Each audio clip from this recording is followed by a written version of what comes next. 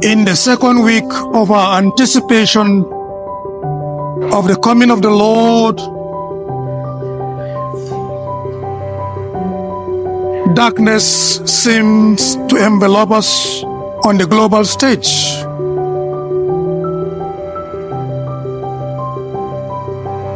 Beginning our journey from Asia, we see countries like Myanmar and Afghanistan struggling for justice and struggling with the issue of the suppression of freedom, especially for women and children. To these people, a voice reminds them that they are not alone. And that voice is the voice of the prophet Baruch. What is his message to them and to us? The message is this: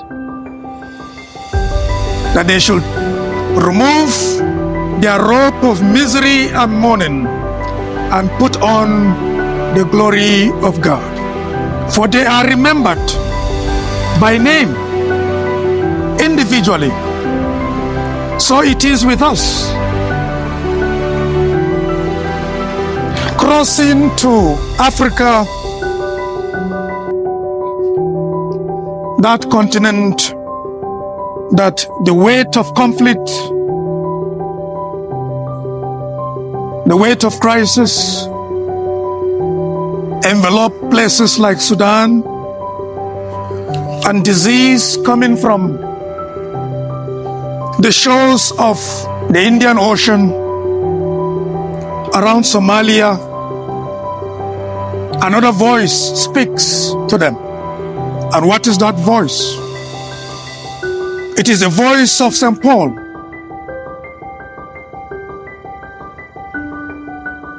And the message is this: that the good work that God has begun in them, He's going to bring it to completion. As it were with the people of Philippi, as He wrote to them from prison to encourage them to identify with their struggle when they were under the rulership of the Romans, under the Caesars.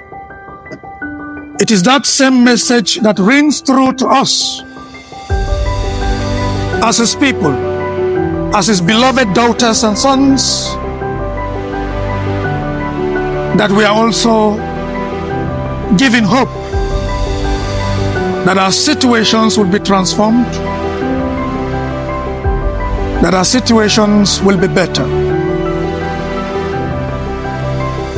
And from the sprawling cities of our continent here in North America to the vibrant streets of South America, where division abounds, where the issues of migration are before us, the question of economic and social inequality or healthcare disparity are before us. To those affected, the final voice encourages them. It is the voice that comes from the wilderness. It is the voice of John the Baptist. As he encourages them, he tells us as well. The only way that this preparation will be meaningful is to repent, is to reconcile, is to settle. That is a call for renewal. That is also a call for transformation. We are happy to hear all of these voices. As we hear them, I want us to take their messages so personally. Although we have looked at it from the global stage, from Asia to Africa to America, but let us put it in our own personal lives and ask ourselves a very pertinent question. Am I a cause of division in my family? Do I contribute to the going far away of my children?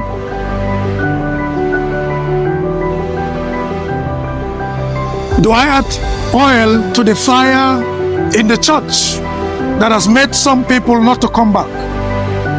These are questions that we should ask ourselves.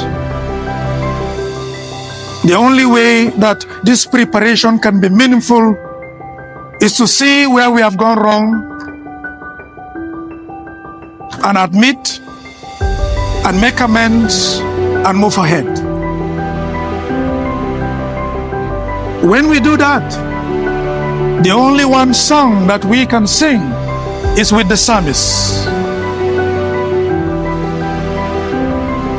The Lord has done great things for us.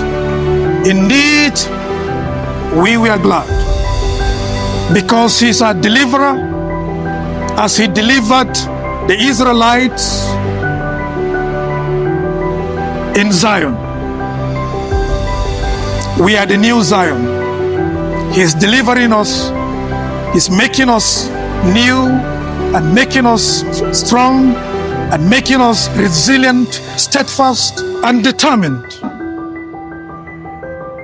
to be the carriers of hope, to be the carriers of peace, and to be those who will disseminate His love.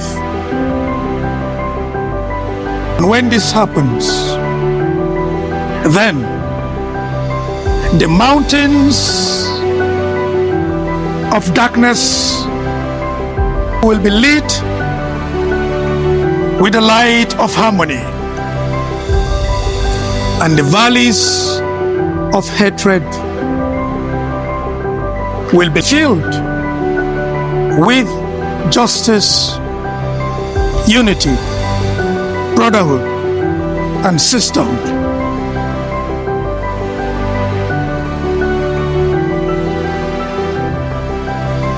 As we go out today, may the peace of Christ that was with the Philippians and equally the people of Israel who were under the leadership of the Emperor Tiberius, and they struggled, but at the end of the day, a voice that was so fierce spoke with great strength, and the people became resilient to make their way so straight with the Lord. That will be our path. And if this is our path, then we will go together to the house of the Lord rejoicing.